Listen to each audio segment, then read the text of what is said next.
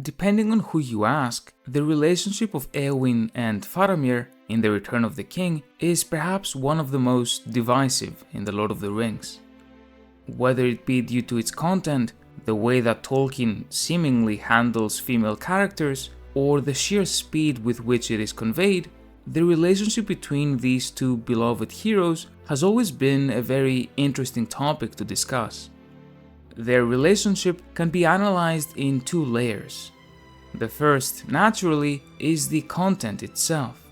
The deeper meanings, the themes that characterize both of them, and whether or not their relationship makes sense in the grand scheme of Tolkien's writing.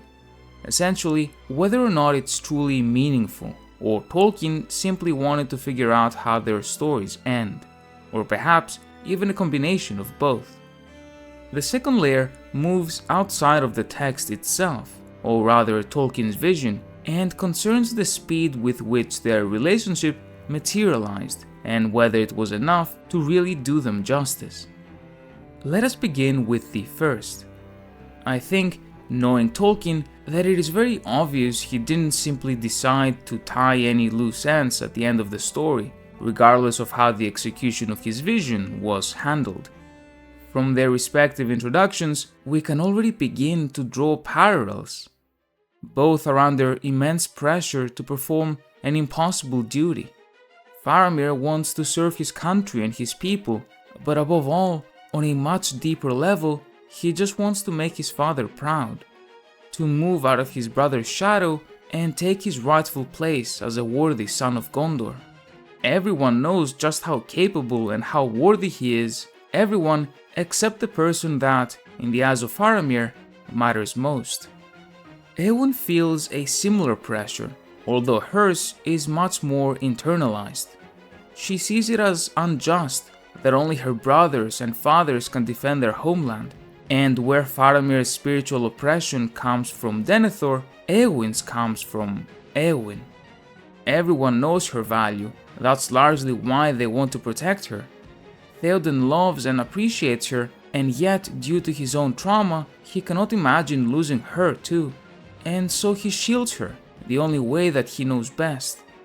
Already from the very basic foundations of the two, we have a man who risks himself because his father doesn't care enough, and a woman who does the same because of an uncle that cares too much.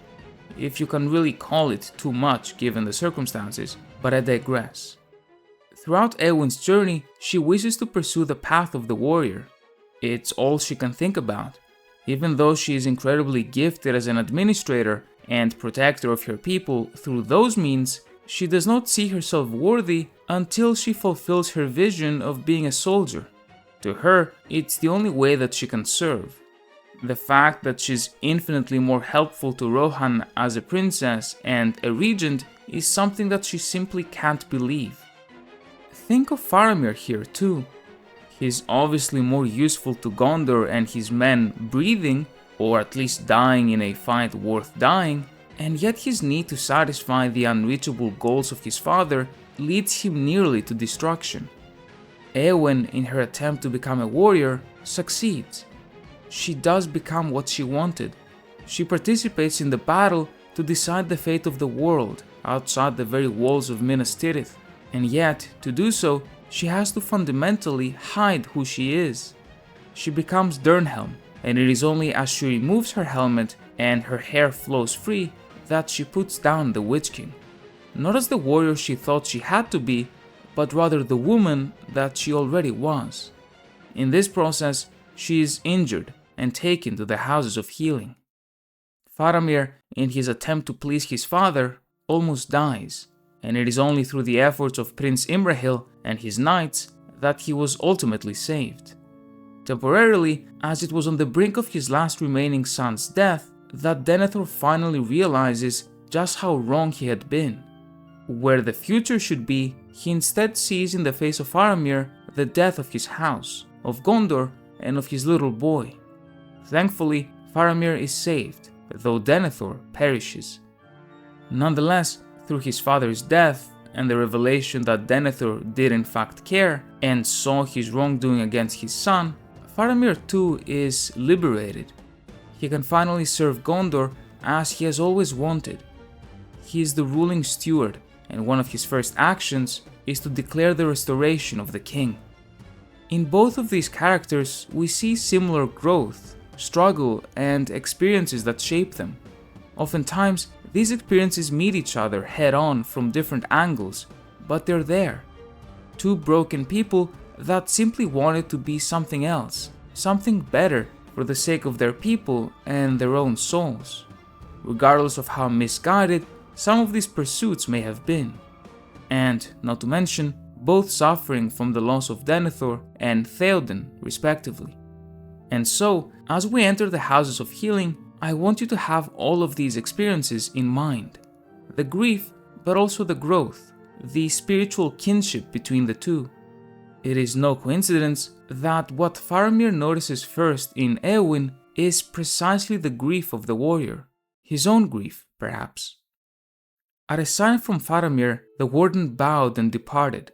"What would you have me do, lady?" said Faramir. "I also am a prisoner of the healers." He looked at her, and being a man whom pity deeply stirred, it seemed to him that her loveliness amid her grief would pierce his heart.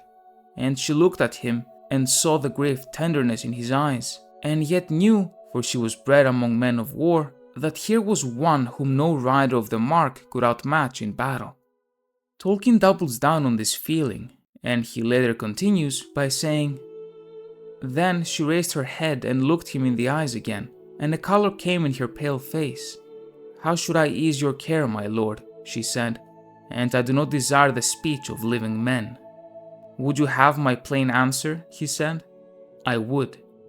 'Then, Eowyn of Rohan, I say to you that you are beautiful. In the valleys of our hills there are flowers fair and bright, and maidens fairer still. But neither flower nor lady have I seen till now in Gondor so lovely and so sorrowful. It may be that only a few days are left ere darkness falls upon our world, and when it comes I hope to face it steadily, but it would ease my heart if, while the sun yet shines, I could see you still. For you and I have both passed under the wings of the shadow, and the same hand drew us back." You can see that the main attraction, that the initial pull between them, is, as we said, grief. It makes sense, because grief is all you can really see at that point, so soon. And to have another person share in your pain lessens your burden and gives you the necessary strength to perhaps carry on. But grief is no foundation for a relationship, and both of them know this. In fact, they comment on it. "Eowyn, do you not love me, or will you not?" "I wish to be loved by another," she answered, "but I desire no man's pity." "That I know," he said.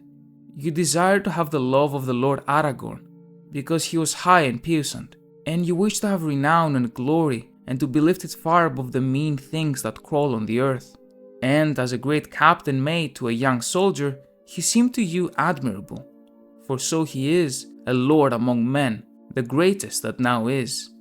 But when he gave you only understanding and pity, then you desired to have nothing, unless a brave death in battle.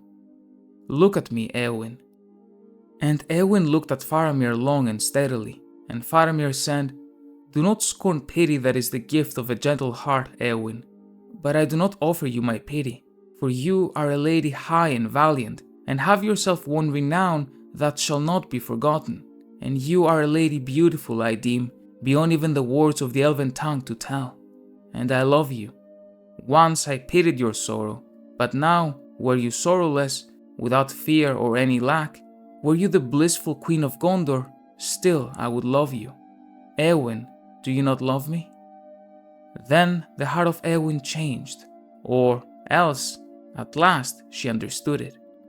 And suddenly her winter passed, and the sun shone on her.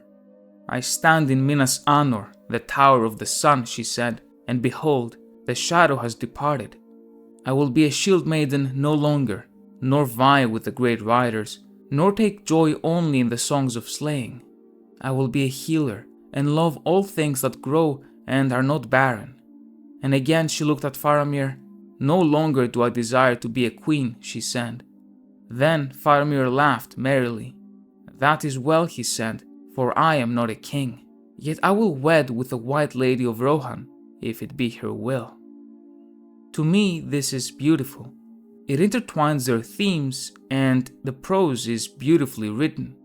What you also have to keep in mind is that their romance was not and could not be the center of The Return of the King, a book with infamously many endings. And to be fair to him, Tolkien goes on to describe what happens to them afterwards through the appendices. Moreover, time naturally passes and things happen within the Houses of Healing that we simply don't see. Not to mention that, generally, the focus of Tolkien's vision wasn't any one romance, even where Aragorn and Arwen are concerned, so as to draw out these interactions over a number of chapters. For better or for worse, these two were indeed side characters, whose endings, I believe, were done the proper justice given the already massive scope of the book.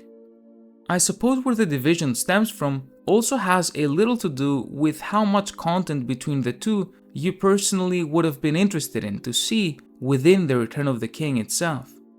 Ultimately, I think their relationship was definitely quick, and many things were simply passed over for the sake of resolving their storyline. In this case, however, specifically, I do not think it was so detrimental as to call it rushed, as in the end, it was able to do the job that Tolkien set out to do. But what do you think? Did you want to see a more fleshed out story, or was the end result just right?